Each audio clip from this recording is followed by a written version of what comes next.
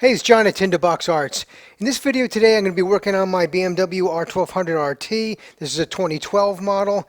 And what I'm after here is installing one of these. These are indicator lights. These are LED version indicator lights. Now, in a previous video, I installed an oil cooler fan, which is out of a police bike. It doesn't have to be, but I was able to source one that was directly out of a police bike, or you could just get a generic third-party fan. Now, remember, on a bike like this, it's controlled by a CAN bus network, which means you can't just tie into any circuit you want, because that little computer in that CAN bus network is monitoring each circuit, and if it sees a different resistance than its programmed values in its computer, then it's going to complain about it.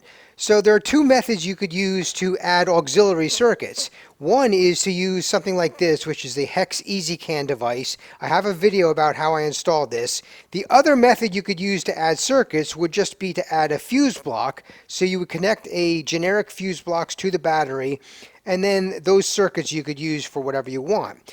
But in either of those cases, you don't really have an indicator on the dash when a circuit is live or not live.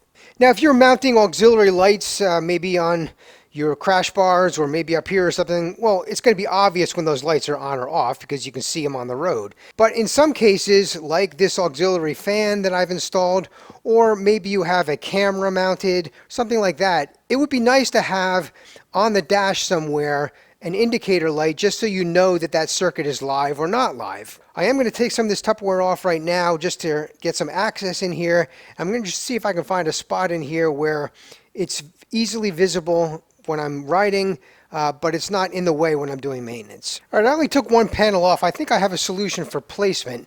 I think up here would be ideal. So it's not right in the middle of the dash here, but if I had a little light in this area right around here, I can see it from the riding position. It'll look somewhat factory. So if I can put that little light here, that would be great. And if I look behind here, there's lots of room up underneath here to run the wire. And the cable that I'm after that I need to monitor happens to be right here anyway, so it's pretty close. So this package of indicator lights comes in various colors you can use. There's red, there's yellow, there's green. I think I'm going to use red. And the way these mount is simple. You just need a hole of the correct diameter. You slide this side in to that hole that you've drilled, and on the back side there's a nut which tightens up to hold it in place. Now, there's two things I'm going to do to make sure this doesn't come loose. One, I'll use thread locker on the back, and I will also add a dab of silicone caulk on the back side here after I've tightened it down. That way, if this nut ever does come loose, it can't really go anywhere. Now, I need to talk about quality and specification for a minute here.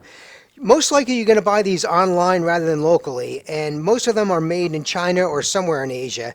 When you're buying online, it's very difficult to judge the quality. Now, in the course of the video, I used both of these as far as testing, so you might see either one in the video, but ultimately, I decided to use this brand, which is the more expensive one by far. This one indicated 3 to 12 volts, but when a bike is on, in other words, running, the charging voltage is going to be more than 12 volts, and these still work fine. This one, even though it says 12 to 24 volts, it will light up with less than 12 volts. So you really need to take that with a grain of salt. When we look up close like this, you can see it's kind of a mixed bag. So the one on top here is actually the less expensive one. And you can see that the housing is not quite as nice as the lower one, which is the more expensive one. However, you know, on the top one, the cheap one, they actually put heat shrink tubing up here, which is a little bit stronger, and on the bottom one, they did not. For me, ultimately, I went with the bottom one, which is the more expensive one, because I think the housing is more important on the motorcycle, and I could put my own heat shrink tubing on this to help protect it a little bit.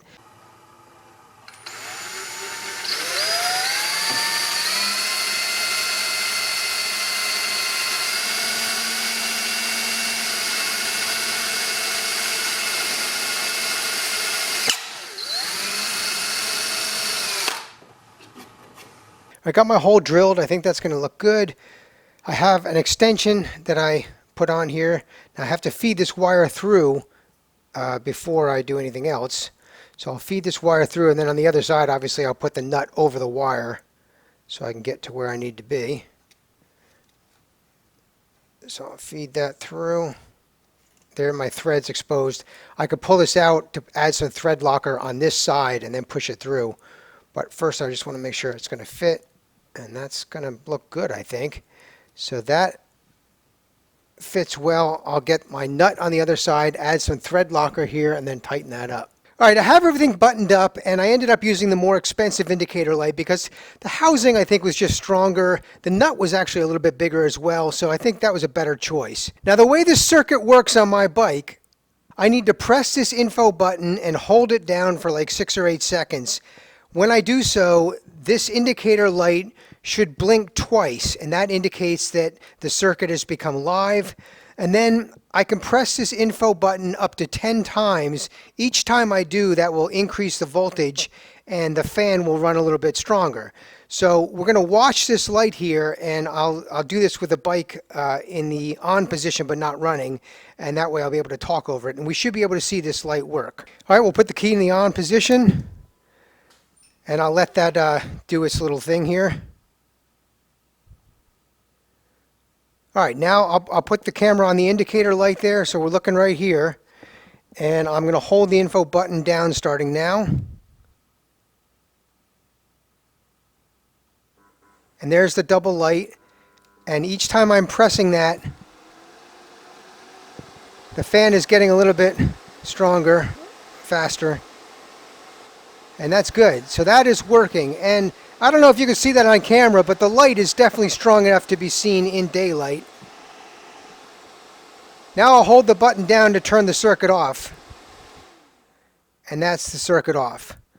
So this is working good. I'm very pleased with that.